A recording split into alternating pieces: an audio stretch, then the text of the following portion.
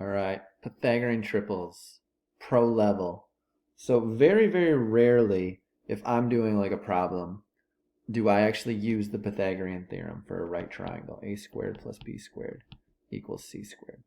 Now it's totally a cool option, but there are easier ways to do it. We can use what we learned last semester, similar triangles.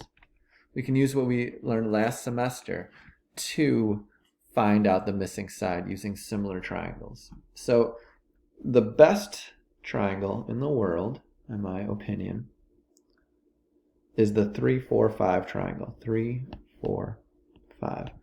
We know it's a right triangle because 3 squared plus 4 squared equals 5 squared. So it satisfies the Pythagorean theorem.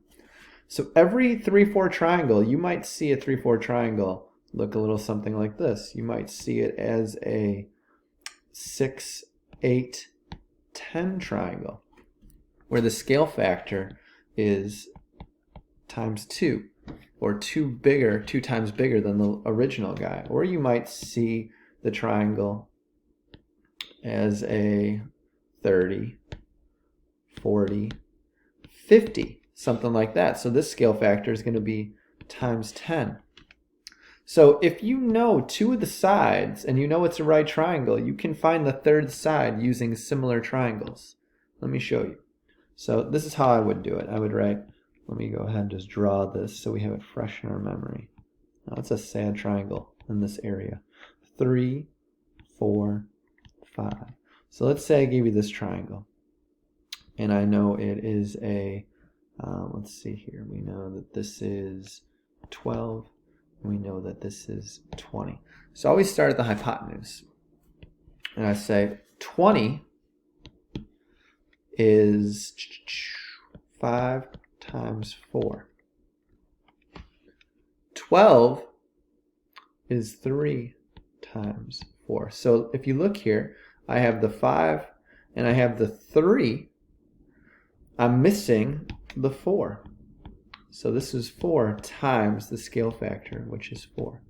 So that side has to be 16. Now you could do the Pythagorean theorem. It would just take a long time. It would just take a long time. Let's do a different one.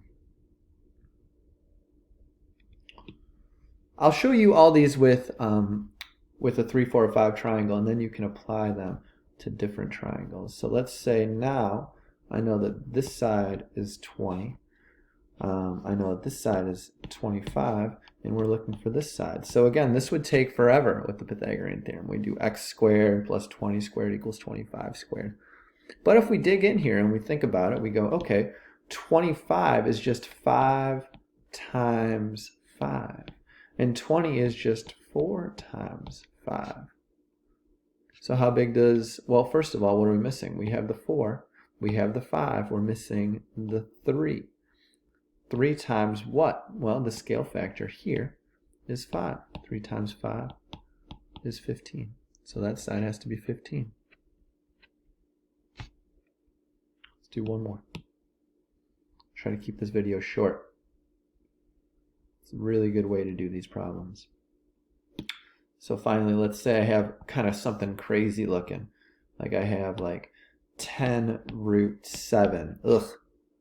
And I have 8 root 7.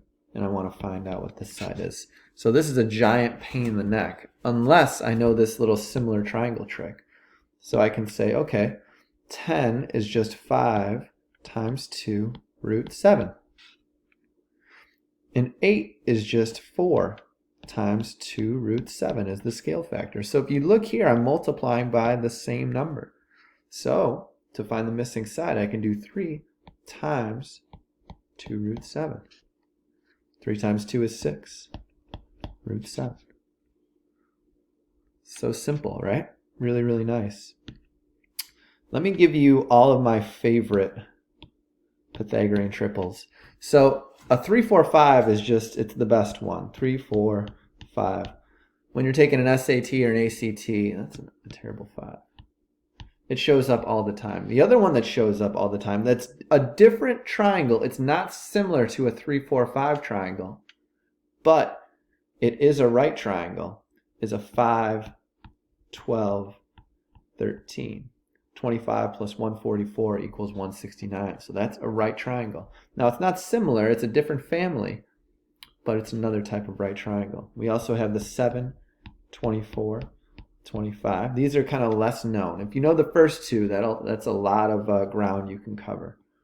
8, 15, 17, 9, 40, 41. And there's actually infinitely many, right? If you ever get bored, just take your calculator out and see how many you can find. Here are a couple extra ones that I use all the time. The 1, 1, root 2. The 1, root 3, 2.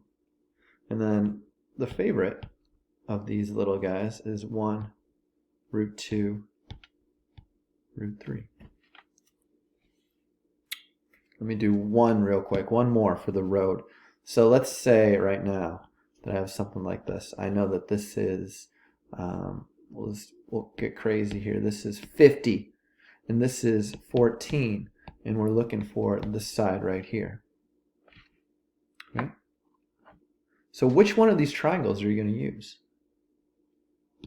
I'd probably say I'm going to use the 7, 24, 25, and here's why. 50 is just 25 times 2.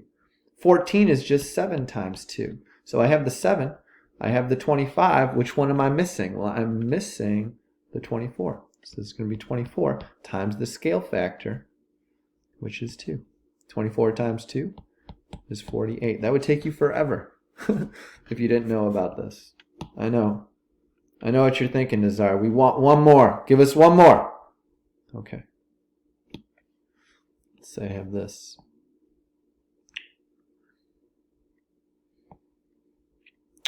Hmm. 15, 39. Question mark. So eventually you'll be able to go, boom, I got the answer. But for right now, maybe it's taking you a little bit longer. That's okay. 15 is just 5 times 3. 39 is just 13 times 3. So I have the 5, I have the 13. What am I missing? I'm missing that 12 times the scale factor 3. So this is going to be 36. So you can do the Pythagorean theorem. The Pythagorean theorem works for all of these, right? But this is how the pros do it. They don't really do the Pythagorean theorem unless they have to. I'm not a pro, but that's the word on the street that I've heard from other pros. Peace!